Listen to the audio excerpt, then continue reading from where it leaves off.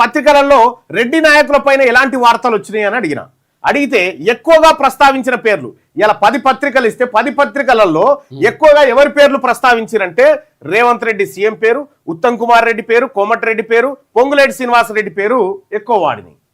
అంచనా ఏంటంటే మొత్తం రాజకీయ వార్తల్లో పత్రికల్లో వచ్చే రాజకీయ వార్తల్లో 40 నుంచి 50% ఈ రెడ్ల వార్తలే ఉన్నాయట. 40 నుంచి 50% వార్తలు ఈ రెడ్లే. ఇక అందులో ముఖ్యంగా ఏమేమి అంశాలు తీసుకున్నది, దావోస్ పర్యటన గురించి, మేడారం జాతర గురించి, మంత్రులకు హెచ్చరికలు, తెలంగాణ రైజింగ్ 2047 విజన్ గురించి ఇవి తీసుకునేట. రెడ్డి నాయకత్వాన్ని ఎట్లా ఫ్రేమ్ చేసినాయి పత్రికలు అంటే రెడ్డి నాయకత్వం = పరిపాలన అభివృద్ధి విజన్ ఫ్రేమ్. రెడ్డి నాయకులు అంటే వాళ్ళు పరిపాలన అభివృద్ధి విజన్ ఫ్రేమ్ లో ఉన్నారని చెప్పి పత్రికలు తీసుకొచ్చినాయట. 40 నుంచి 50% వార్తలు రాజకీయ వార్తలు వాళ్ళేనట. ChatGPT చెప్పింది ఇది. తర్వాత విలవ నాయకులపై వచ్చిన వార్తలు ఏమున్నాయని అడిగితే ముఖ్యంగా కేటీఆర్, కేసీఆర్, హరీష్ రావు, కవిత అంచనా రాజకీయ వార్తల్లో 20 నుంచి 25% వీళ్ళ పేర్ల మీద ఉన్నాయట. 20 నుంచి 25% అంటే వాళ్ళు 50, వీళ్ళు 25. 75% వార్తలు రెడ్లు రావుల మీద ఉన్నాయన్నట్టు. ఏం విషయాల మీద వచ్చింది? Phone tapping case Harish Rao, ప్రభుత్వంపై విమర్శలు కేటీఆర్, పార్టీ వ్యూహ సమావేశాలని కవిత. విలమ నాయకులకు సంబంధించినటువంటి ఏం రాసిరు? ప్రతిపక్షం, పోరాటం, రాజకీయ కక్ష ఫ్రేమ్ చూసుకో. వీళ్ళ రెడ్ల ఏమో అభివృద్ధి విజన్ 2047, వీళ్ళ ఏమో ప్రతిపక్షం, పోరాటం, రాజకీయ కక్ష ఫ్రేమ్ ఇది. ఆ తర్వాత చంద్రబాబు నాయుడు గురించి ఏమన్నా ఇక్కడ తెలంగాణ పత్రికలు ఏమన్నా మాట్లాడుతున్నాయని అడిగినప్పుడు తెలంగాణ ఎడిషన్ లో కవరేజ్ చాలా తక్కువ ఉంది చంద్రబాబు ఆయన ఏపీ ప్రభుత్వం గురించి. కొన్ని పత్రికల్లో రాజకీయ మద్దతు, యాత్రల అప్డేట్స్ మొత్తం కవరేజ్ లో 5 నుంచి 8% ఆయనకి ఇచ్చింది. మొత్తం కవరేజ్ లో 5 నుంచి 8%, 75 + 8 83 వీకేనా? ఇక మిగిలింది ఎంత? 17. ఈ 17%లో ఎస్సీ, ఎస్టీ, బీసీలో ఉండాలి. ఈ మొత్తం రాజకీయ వార్తల్లో 5 నుంచి 10% మాత్రమే బీసీ కులాలకు సంబంధించిన వార్తలు. 83 + 10 93.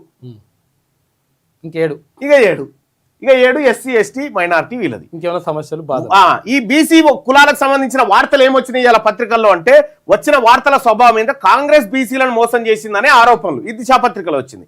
స్థానిక సంఘ సమావేశాలు, మున్సిపల్ ఎన్నికల ప్రాతినిధిత్వ సమస్యలు, ఏది 42% రిజర్వేషన్ అనేటువంటి అంశాలు. ఇగో ఇవి బీసీల వార్తలు ఈ పత్రికలు కవర్ చేసినాయి. 5 నుంచి 10%.